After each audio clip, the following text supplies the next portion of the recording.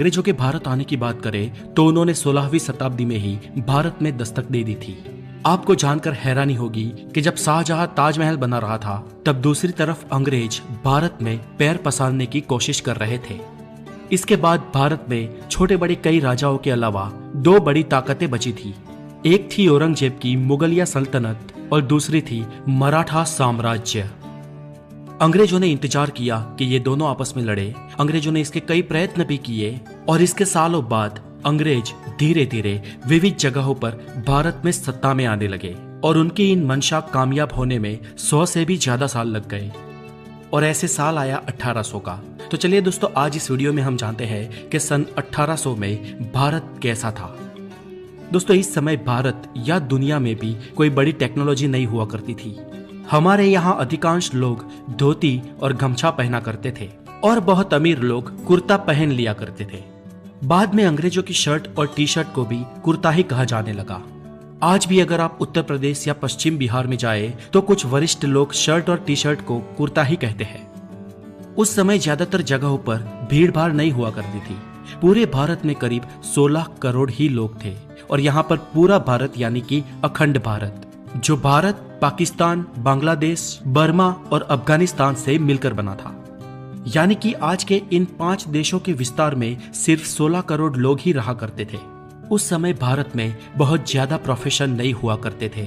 अधिकांश लोग तो किसान ही हुआ करते थे जो पूरा दिन खेतीबाड़ी और पशुपालन करते थे और शाम को अपने घरों में आकर भजन कीर्तन और सत्संग किया करते थे और रात में जल्दी जल्दी सो जाते थे और सुबह फिर से जल्दी उठ जाते थे। यही भारत के ज्यादातर लोगों का नित्य क्रम हुआ करता था। तब लाइट्स नहीं थी, इसलिए शाम को भजन या ईश्वर पूजा करने में बाधा ना आए इसलिए दिए जलाए जाते थे। कुछ लोग दूसरे कामों को भी संभालते थे, जैसे कि कुम्हार, धोबी, सुथार, सोनी, ये सब। लेकिन जब इनका भी दिन खत्म हो जाता था तो शाम को ये यही नित्य क्रम अपनाते थे। ये तो हुई गांव की बात, और उस समय इतने गांव थे कि गांव ही भारत को रिप्रेजेंट करते थे। शहर बहुत कम हुआ करते थे और शहरों की बात करें तो ज्यादातर लोग मिलों में मजदूरी या काम किया करते थे। उस समय लोगों का काम बहुत मेहनत का काम हुआ करता था, क्योंकि उस समय ना तो बिजली थी और ना ही आज की कोई आधुनिक टेक्नोलॉजी।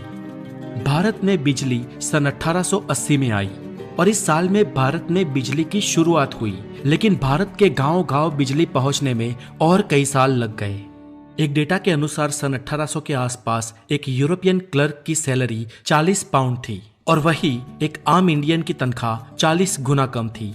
और दोस्तों, इससे आप ये अंदाजा लगा सकते हो कि भारतीय किसानों की क्या आय रही होगी। ऊपर से किसान हर साल बाढ़, सूखे और लगान की मार झेलते थे। दोस्तों, उस समय कुछ अमीर तबक्का भी हुआ करता था, जिनमें से सब नहीं, लेकिन कुछ लोग हमेशा ये फिराक में रहते थे कि कैसे करके अंग्रेजों के साथ उनकी दोस्ती हो जाए। और कुछ अमीर अपनी सूझबूझ और स्किल के माध्यम से ठीक ठाक पैसे कमा लेते थे। आज के समय में बीमारियां आम हो गई है, लेकिन उस वक्त भी कई बीमारियां मौजूद थी जब कॉलेरा और प्लेग आम थे। इन बीमारियों की कोई दवाई भी नहीं थी और इनके सामने लोग बेबस थे। अधिकतर दिक्कत प्रसव में होती थी और जानकारी के अभाव के कारण कई महिलाओं को प्रसव में ही हाथ धोना पड़ता था और इसके कारण कई सारे बच्चों की भी जिंदगी चली जाती थी। और अगर बात करें उस वक्त के कुछ चुनिंदा लोगों की जिसे खुश कह सकते हैं, तो वो बस वही लोग थे जो या तो कोई अच्छे किंगडम में रहते थे या तो अमीर थे। दबे कुचले लोग गरीबी और बदहाली के कारण ही बेबस थे। एजुकेशन की बात करें तो उस वक्त 10% से भी कम भारतीय पुरुष पढ़े लिखे थे और 1% से भी कम महिलाएं, और इनमें से ज्यादातर आंकड़ा शहरों का ही है। गांव में इससे भी बदतर हालत थे। पर हालांकि ऐसा नहीं था कि वो ना पढ़े लिखे लोग स्किल्ड नहीं थे। वो लोग स्किल्ड भी थे और अपने कई कामों में माहिर भी थे, लेकिन कम पढ़े लिखे होने के कारण लगान जैसी चीजों में डील नहीं कर सकते थे। भारत के लोग उस वक्त पैसों से चीजें खरीदने और बेचने के बजाय एक्सचेंज व्यवहार में मानते थे, जैसे एक मटके के बदले 5 किलो चावल या 10 किलो आटे के बदले 5 किलो दाल। ज्यादातर गांव में ऐसे ही व्यवहार होता था।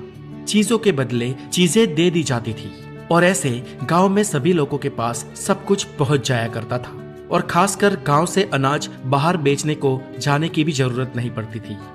तो दोस्तों, 18वीं शताब्दी का भारत कुछ ऐसा था। उस समय कुछ चीजें बहुत ही अच्छी थी तो कुछ बहुत ही खराब। और ऐसा लगभग हर समय में होता है। हर समय कुछ पॉजिटिव